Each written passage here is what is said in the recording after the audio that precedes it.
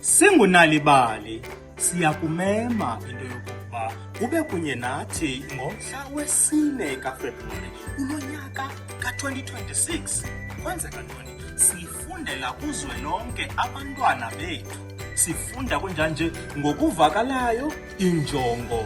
Wow, mntasekhaya, ziliqela ukubalula nje ezimbalwa xa ngaba abantwana sibafundela kuba khona ukusondelelana apha kuthi njengabantu abadala nabantwana bethu batsho bazithembe, babe ziingcakuba ezikwaziyo ukusebenzisa ingqondo, bayakwazi ukucinga, bayakwazi ukumamela, bayakwazi ukuthetha, isigama sabo sitsho sichande, kubonakala bathini lo mntana uqhelene nokufunda incwadi, kungenjalo ukufundelwa ngumzali wakhe amthandayo.